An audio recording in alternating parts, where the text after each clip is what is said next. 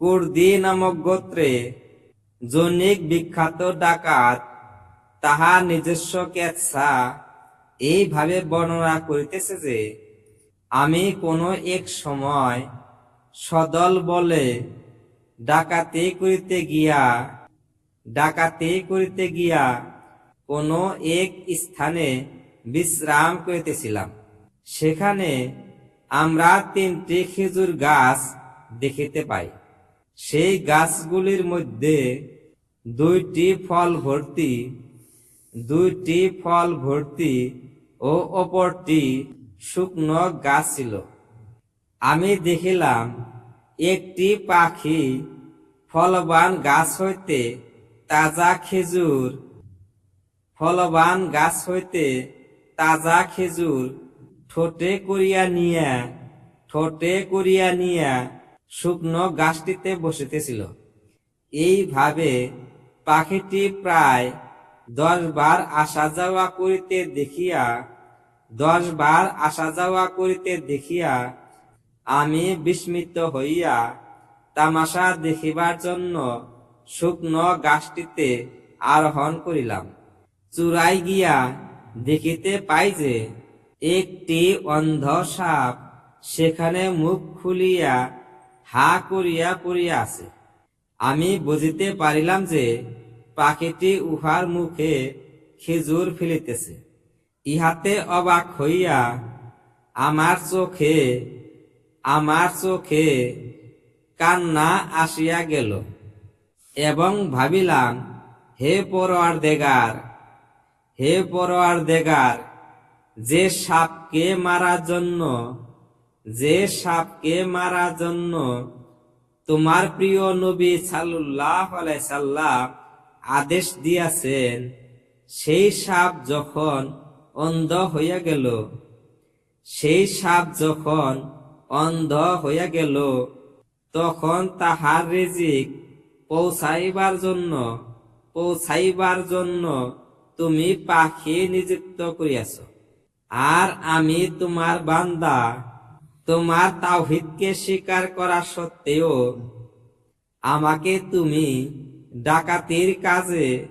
ডাকাতির কাজে লাগাইয়া দিয়াছ। এই কথা বলার সাথে সাথেই আমার মনের ভিতর কে যেন বলিয়া দিল, আমার দরজা তওবার জন্য সর্বদা উন্মুক্ত। তৎক্ষণাৎ আমি তরবারিটা ভাঙ্গিয়া ফেলি ও মাথায় ধুলি নিক্ষেপ করিয়া ক্ষমা ক্ষমা বলিয়া চিৎকার করিয়া উঠি। সঙ্গে সঙ্গে আওয়াজ শুনিতে পাই যে, আমি তোমাকে ক্ষমা করিয়া দিলাম। আমি দলের নিকট পৌঁছা মাত্রই সকলেই অবাক হইয়া জিজ্ঞাসা করিল, তোমার কি হইয়াছে? আমি বলিলাম, আমি ফেরারি ছিলাম, এখন সন্ধি করিয়াছি। তারপর সব ঘটনা খুলিয়া বলিলাম। ইহা শুনিয়া সকলেই তরবারি ভাঙিয়া ফেলিল ও বলিয়া উঠিল, আমরাও সন্ধি করিলাম। তারপর সকলেই যাবতীয় লুণ্ঠিত দ্রব্য নিক্ষেপ করিয়া ইহরাম বান্ধিয়া মক্কা শরীফের দিকে রওনা হইলাম। 3 দিন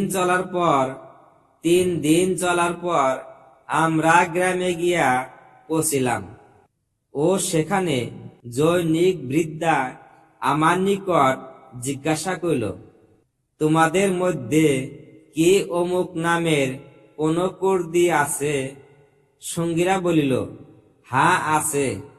তখন সে কিছু কাপড় আনিয়া বলিল, 3 দিন পূর্বে আমার ছেলে মারা গিয়াছে এবং এই 3 দিন যাবৎ আমি নবী করিম সাল্লাল্লাহু আলাইহি সাল্লামকে স্বপ্নে দেখিতেছি। তিনি আমাকে বলিতেছেন, ছেলের কাপড় চোপড় তুমি অমুক কুর্দিকে দিয়া দিবে। আমরা উহা গ্রহণ করিয়া সকলেই ব্যবহার করিলাম। এই ঘটনায় দুইটি বিষয় উপদেশমূলক।